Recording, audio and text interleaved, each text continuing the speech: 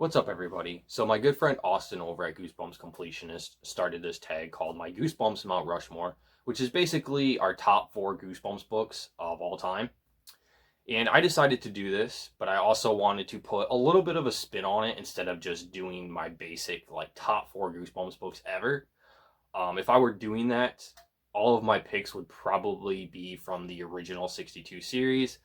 And those of you in this community and that have seen some of my videos, and to my friends, you probably already know what my favorites are for the most part. So I just decided to put a little bit of a spin on this. And what I'm going to be doing is picking one Goosebumps book from each series, minus the series that I have not completed yet. So there will be no GYGs in this. Give yourself Goosebumps, because I still have a few of those to read. I will not be doing Slappy World. I still have a few Slappy World books left to read. And I feel it wouldn't be fair, or I would not be able to accurately pick a favorite from those series that I have not finished yet. So yeah, I'm just going to be picking 4 favorites from the series that I've already completed. And I'm going to be going in order from the most recent books to the oldest books. So, starting off, we have a modern Goosebumps book. Some of you, to my friends out there, probably already know what this one is. And this is probably the only modern book, possibly. There might be a couple others. But this is possibly the only modern book that is among my top favorite Goosebumps books ever. I absolutely adore this one. And I feel it's super, super underrated too, along with this entire series. And that is the last book in the Hall of Horror series, The Birthday Party of No Return. This is book number 6. This was a very small series that R.L. Stine did as an extension of Horrorland. Just a small 6-book series. And I feel like it gets overlooked fairly often. I don't see a lot of people talking about these books. And my experience with this one is a little bit interesting, because I first read this along with Claws and Why I Quit Zombie School, also from this Hall of Horror series. Back in my early 20s, a few years ago, just before I started getting back into Goosebumps heavily and started recollecting them. At the time, I wasn't really keeping up with R.L. Stine's new releases. I wasn't even aware of all the different Horrorland titles. I'd read, I think, a couple of them. I was just kind of casually getting back into it a little bit and seeing what these newer Goosebumps books were all about. And I think Claws was the first Hall of Horrors book that I read, and I remember thinking that one was actually not bad. So I decided to read a couple more, and I picked this one, a copy of this book, out from my local library. And this one surprised the hell out of me. I didn't really know anything about this going into it. At the time, I wasn't part of this online community, so I didn't know what the opinions of these books were, or how popular they were, anything like that. I just kind of went into this blind, and I ended up really enjoying this book. And since then, I've reread it, I think 2, maybe 3 more times. And each time I've read this book, it's grown on me more and more. And the reason I like this book is that it's different. After having read so many Goosebumps books throughout my life, and so many of them essentially feeling the same, R.L. Stine reusing the same plot structures and formulas, and seeing a lot of the same twist endings over and over again, this one is just really, really fresh. Now, I will admit that this book isn't for everyone. I don't think everyone will really enjoy this one as much as I do. If I'm being honest, I haven't seen or really know anybody that loves this book quite as much as myself. But I like it because it just has this very unique feel to it. It provides an experience that you're not going to find elsewhere in the Goosebumps franchise. This is not your typical Goosebumps story. It's a very grounded, very realistic story. It's almost kind of like a coming-of-age tale. There's really nothing overtly supernatural going on in here. The appeal of this story to me comes through the characters, and it just this very realistic and relatable feel it has to the story. It almost made me feel like a kid again reading this. It's basically about these 2 kids that are competing to enter this competition to go to this sports camp, I think it is. And in the midst, there is this vulture claw that is sort of like this charm. It's supposed to be like a good luck charm and help these kids in their sports and their different contests that they're in. But eventually bad things start to happen, and then there's some mystery and intrigue around this charm as to whether or not it really is good luck or maybe it's bad luck. But again, I feel like the main appeal of this story comes through with the characters. The main character, Lee, has just a really witty and funny inner monologue. Again, the characters in here feel more fleshed out than your typical Goosebumps book. And there's just something about this one that's just really charming and amusing, and it just really resonates with me. It just hits some notes that other Goosebumps books haven't. And it does borrow a little bit. It's from some other titles. It's not 100% original. It does borrow a little bit from How I Learned to Fly from the original series. It has some of them themes of like competition and greed. And it also does borrow a little bit from It Came From Beneath the Sink in terms with this vulture claw charm and some of the bad luck that it causes, or good luck, depending on the situation. But yeah, this is one that I just feel is really underrated, and I wanted to bring more attention to it. Again, it's not for everybody. It's not your traditional Goosebumps story. If you're just looking for the Goosebumps stories that are more horror-based, with actual like monsters and kids fighting off evil or ghosts or whatever the case may be, this might not be for you. But I like it because of how different it is. It's just relatable, realistic, and it's not quite perfect. There were a few small nitpicks I had with it. It's like a 4.5 out of 5 stars for me. There were a couple of scenes or a couple things that happened to our main character that sort of take away from that realistic edge just a little bit. Just a couple of scenes that are a bit just not the most believable, but really just smaller nitpicks with me. This is a great book, honestly. If you have not read The Birthday Party of No Return, I would recommend checking this one out. So yeah, this is my first pick for my Goosebumps Mount Rushmore. Okay. Moving on, this is my second pick for Goosebumps, my Goosebumps Mount Rushmore. And this one is from Series 2000. And there were two books that are really in close contest with each other for this spot.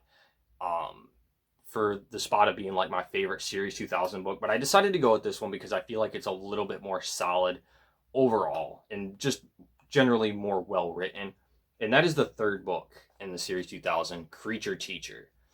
Now, this book just has a level of suspense and tension to it that no other Goosebumps book has, and that's really the best way I can describe it, honestly.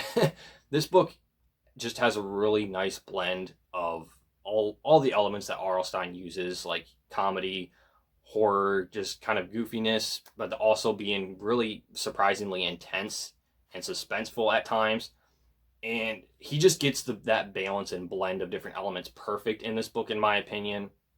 You have one of the greatest Goosebumps villains ever in the entire franchise with Mrs. Marr, this monster teacher who is basically going to eat.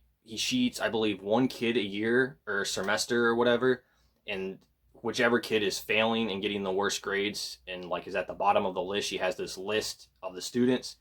She is going to eat that kid, and our main character is basically at the bottom of the list, and he has to try to rise the ranks to try to stay alive and not get eaten by this monster. And I mean, I don't even know what to say about this one. This book is just great. I haven't met anyone who said they didn't like this book. It's just all around really great. There's some really good gross out stuff with like the monster in this book. It's effective in that it is kind of like gross and just makes you a little bit squeamish, but it's also kind of funny at the same time. Like I said, it's very suspenseful as the kids kind of backstab one another in trying to rise in the ranks on the list, and they do that by sort of sabotaging the other kids and trying to get them in trouble. Of course, nobody wants to get eaten by the teacher, so they're kind of like fighting one another. This own little like private like secret battle going on among them, trying to stay off the bottom of her list. And yeah, this is just a great book. This is a classic. One of my all-time favorite Goosebumps books. The other one that it was in close contest with, some of you probably already know, is Cry the Cat. Those two are kind of tied for my favorite Series 2000 book. It might change depending on the day that you ask me, but I do think this one is just a slightly more solid read overall. So yeah, I decided to go with Creature Teacher. This is my second pick for my Goosebumps Mount Rushmore. Okay.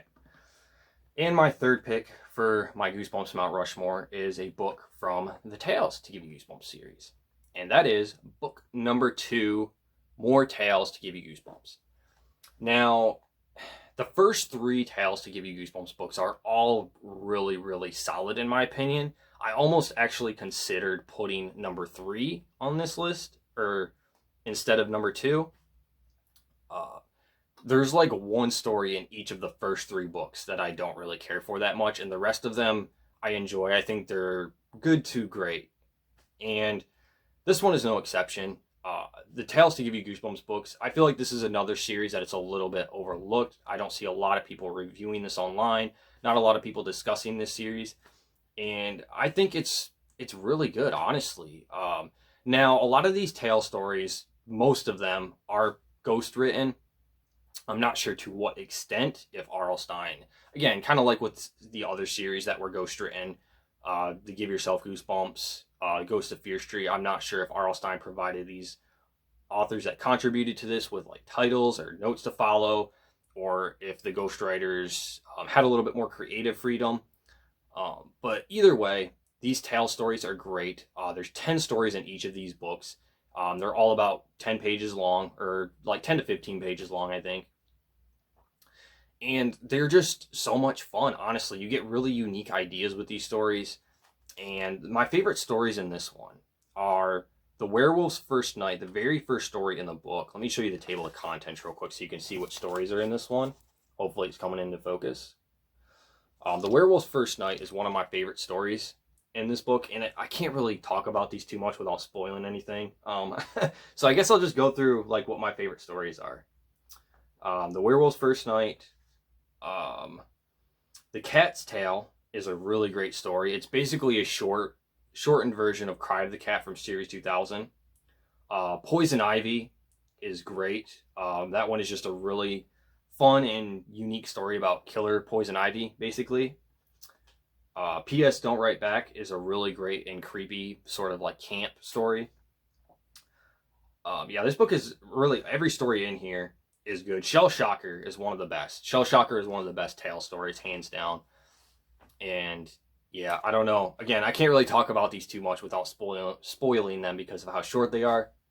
But I wanted to just bring a little bit more light and attention to the Tale series. And that's why I decided to put book number 2 as my 3rd spot on my Goosebumps Mount Rushmore. But really, any of the first 3 Tales books could be in this spot, and it wouldn't matter to me. They're all great, honestly. Books 4 and 5, 4, 5, and 6, it's a little bit of a different story, but all right. My very first, my number 1 pick for my Goosebumps Mount Rushmore, and of course this one is from the original 62 series. Friends of mine, you probably already know what this one is. This is my all-time favorite Goosebumps book, and that is The Ghost Next Door. Now, I just grabbed the classic reprint off my shelf instead of digging out the original printing of this because they're buried in the back. I have my shelves double stacked, and I was too lazy to dig it out, so I just grabbed the classic reprint instead. But yeah, The Ghost Next Door. This is my all-time favorite Goosebumps book. And I'm not going to go into like a long review of this or anything. I'll just tell you the main reason that this one is my favorite is because this one resonates with me on an emotional level that no other Goosebumps book has done. There's a couple that come kind of close to reaching the level of this one. Jekyll and Hyde is certainly up there. But this one just hits in a way that no other Goosebumps book does. R.L. Stine is very capable of writing like just deep and dark emotional tales. And this one is a prime example of that. And it's a shame he didn't write more like this. I kind of like stories like this. And I'll admit that this story is a little bit predictable. It's basically about our main character, Hannah, who has this new neighbor, this kid her age. And there's some strange things that happen in between them. She suspects that he's possibly a ghost. I think they're out playing catch one day with a ball or something, and the ball goes right through them. It's been a little while since I've read it. Something along those lines, and she suspects that he's a ghost. And, of course, we get a big twist at the end. That's, again, a little bit predictable. It's like the Sixth Sense kind of thing. But what happens beyond that twist, and, like, the final act of the story, and the resolution and how everything sort of ties together, is just kind of like a perfect storm for me. Just kind of like, I feel like this is R.L. Stein's like lightning in a bottle type book. Everything just wraps up so perfectly. Again, there is just this sense of just atmosphere and just heavy emotion and weight to this book at the end that no other Goosebumps book has done. And it just, I'm in love with it. I've seen some people criticize this book for not completely making sense in the final act and how things take place. There is a little bit of ambiguity in what happens, but I think you can put the pieces together. I don't think it's too ambiguous. I think it's kind of clear what happens. I feel like it does make sense for the most part, but there is just a little bit there, a little bit of mysteriousness to it, to where you can kind of try to figure it out yourself, or you can just prefer to leave things open-ended, I guess. I don't know. So yeah, this isn't the most complex or imaginative Goosebumps books ever, but it's just the most emotional and heavy-hitting one for me, and it's just one that's just fully resonated with me, and I really have no flaws with it. It's, to me, this book is perfect. I can see some people not loving it or having it as one of their top favorites, but I can't see anyone hating this book. I think I have seen a couple people in the online community putting this book or rating it really lowly or low on their lists. I don't understand that. But yeah, this is at the very top of my Goosebumps Mount Rushmore. My all-time favorite Goosebumps book. It's not really much of a secret, but yeah, The Ghost Next Door is my number one pick. I believe this is book number 10 in the series too. This is a classic reprint, so there's no number on the spine. But yeah, that is my Goosebumps Mount Rushmore. Again, tag created by Austin over at Goosebumps Completionist. I will link his channel down below. And many of my other friends in this community, Goosebumps YouTubers, have also done this tag. If I remember all of them, I'll try to link them down in the description. And so yeah, go check out their videos as well and see what their favorite Goosebumps books are. And that's all I have today, guys. So thanks for watching.